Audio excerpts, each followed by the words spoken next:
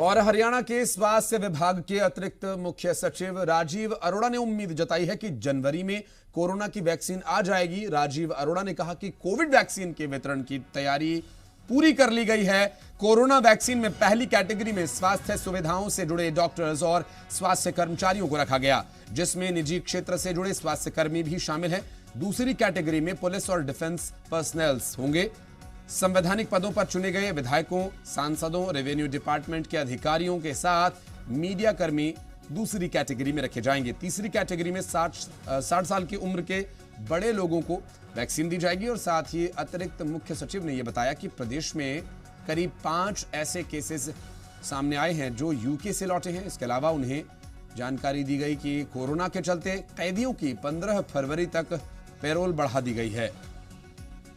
हरियाणा में कोविड-19 के वैक्सीन के डिस्ट्रीब्यूशन का क्या प्लान है, हरियाणा सरकार ने क्या तैयारी की है, इसको जानने के लिए हरियाणा के गृह और स्वास्थ्य विभाग के अतिरिक्त मुख्य सचिव राजीव अरोड़ा जी हमारे साथ हैं। सर, मेरा पहला सवाल ये है कि आखिरकार सरल भाषा में वैक्सीन का डिस्ट्रीब्यूशन, वैक्सीन मिलनी, उपलब्ध होनी कब शुरू हो जाएगी हरियाणा में, और आप लोगों की क्या तैयारियां हैं, किस तरह से उसको स्मूथली रन किया जाएगा?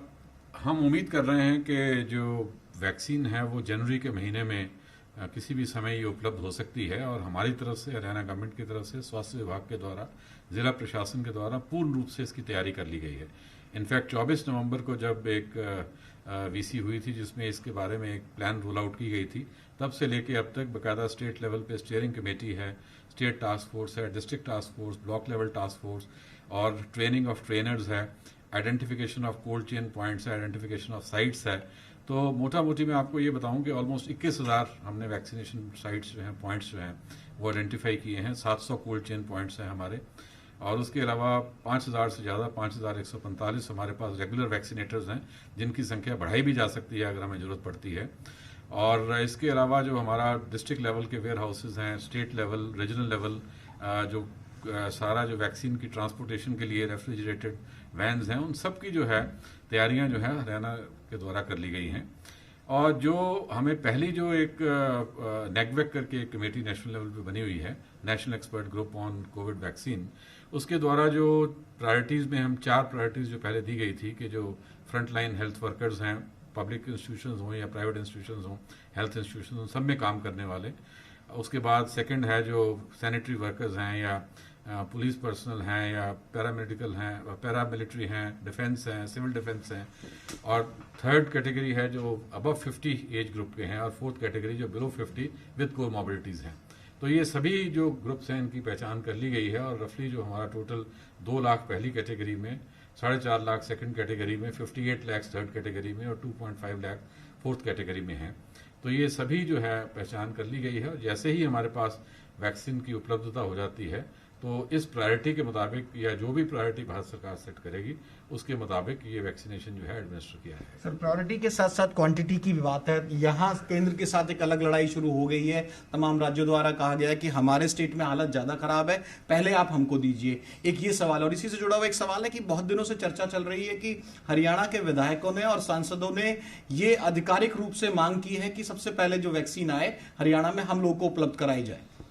देखिए, ऐसे है कि मैं इसको थोड़ा सा पर्सपेक्टिव में डालना चाहूँगा कि जहाँ तक बात है कि किस और कौन से ग्रुप्स हैं जो प्रायोरिटी में आने चाहिए, तो जैसे मैंने कहा कि जो एक नेशनल एक्सपर्ट ग्रुप है उनके पास सजेशंस हर स्टेट की तरफ से मांगी गई थी, और हमने भी हरियाणा स्टेट की तरफ से सजेशंस उनको भेजी थी, जिसमें हमने बाकायदा ये लिखा था कि जो second category of front line workers है उसमें जो हमारे रेवेन्यू स्टाफ के हैं, जो हमारे ब्लॉक डेवलपमेंट लेवल के या डेवलपमेंट स्टाफ के हैं, और उसी में हमने ये भी लिखा था जो पब्लिक रिप्रेजेंटेटिव्स हैं, जिनकी इवन मीडिया कर्मी भी जो हैं, जिनकी ज्यादा मूवमेंट रहती है और लोगों से मिलना जुलना रहता है, सेकंड कैटेगरी में सर, जो सेकंड कैटेगरी में, ये सारी जो हैं, जो बेसिकली जो एक्सपेंशन जो है वो सेकंड कैटेगरी की है। फर्स्ट कैटेगरी तो बाकायदा जो हेल्थ लाइन वर्कर, हेल्थ से कनेक्टेड वर्कर्स हैं, उसी को लेके है।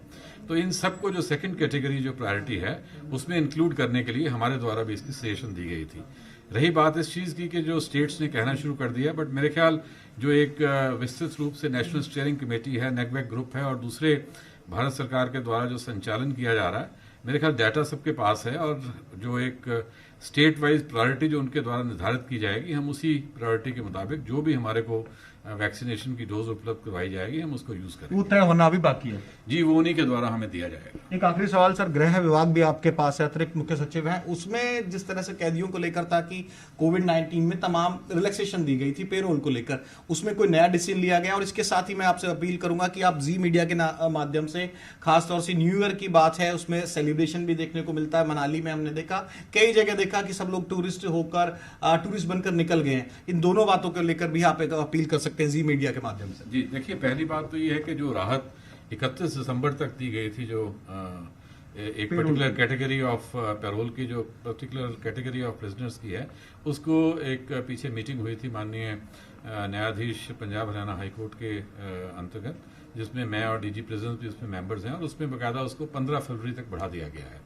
और रही बात कि जो नए साल में हमें अपील क्या करनी है, जैसा कि मैंने कहा कि इस टाइम पे इसमें कोई शक नहीं कि जो कोरोना है वो एटलीस्ट हरियाणा में और आसपास काफ़ी कंट्रोल में है।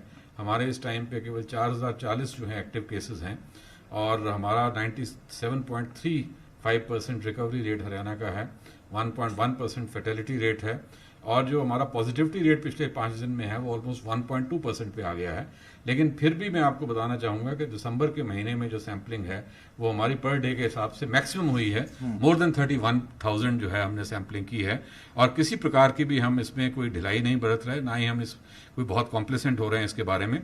क्योंकि मैं नए साल के लिए भी लोगों से यही अपील करना चाहूंगा कि चाहे आज चीज़ें जो हैं वो बहुत कंट्रोल में हैं, लेकिन ऑल ओवर दी वर्ल्ड जहां पर भी लोगों ने कोविड रिलेटेड बिहेवियर में अपनी ढिलाई बढ़ती है, इनडिसिप्लिन, इनडिस्क्रिशन की है, वहां पर बहुत सारी कंट्रीज ऐसी हैं जहां उनको दोबारा से लॉकडाउन और इस प्रकार की चीज़ें करनी पड़ी है।